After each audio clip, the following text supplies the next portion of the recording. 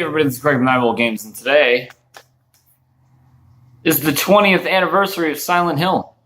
Silent Hill is obviously a huge series on this channel, a huge series to me. It's actually the reason that this channel even exists. I mean, it's a majority of the reason why. Let me try that again. It's a reason why a majority of you are here is because of my Silent Hill videos. Why? It just doesn't autofocus. It's a majority of fucking. I can't.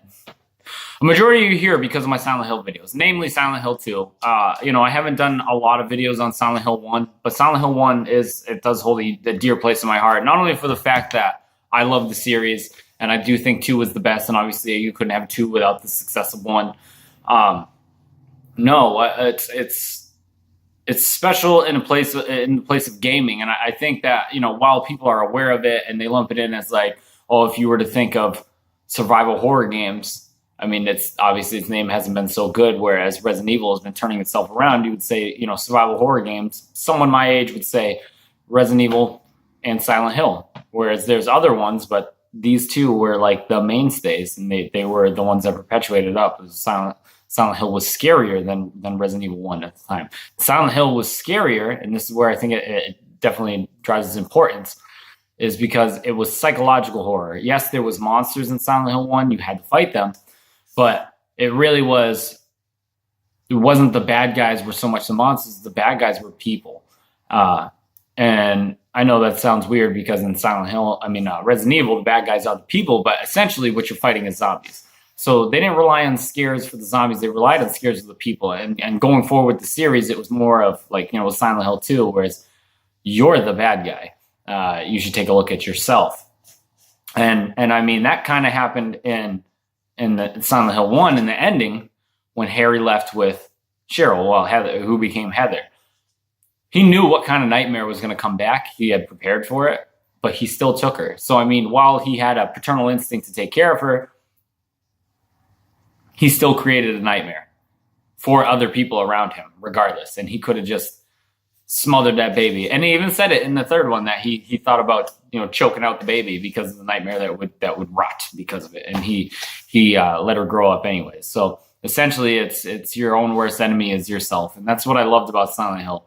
And it didn't rely on jump scares. It didn't rely on, a wave of enemies attacking you to be scary. The ambiance and the backgrounds, the atmosphere, just general overall part of the game. If you took the characters out and you just had a camera pan through Silent Hill with the music and the atmosphere that was created, it would scare the shit out of you.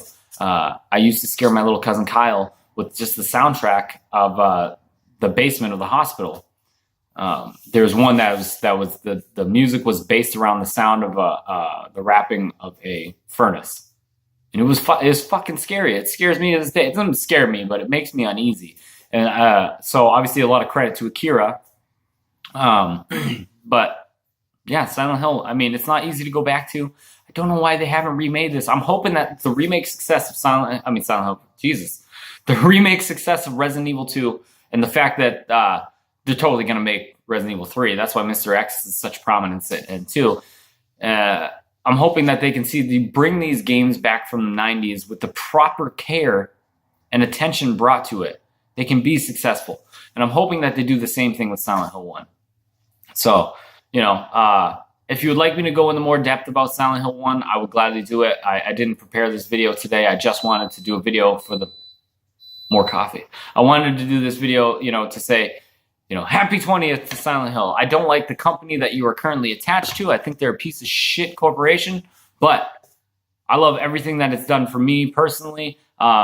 It's like I said, it's a psychological game. It makes you think. It makes you rationalize. If you have mental health problems, playing Silent Hill 2 and seeing these problems put out into an actual screen and watching it from an outside perspective and what you could become, you know what I mean? I've done plenty of videos on that. And it all started with this.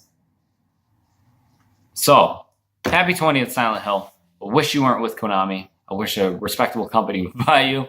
But yeah, so thank you to Akira and thank you to Team Silent and thank you to Ito. I love you guys. You have changed the landscape of what I expect for games and what I expect from games, and up until 4, they're all quality. and I love them, and I love this series. And thank you guys for watching.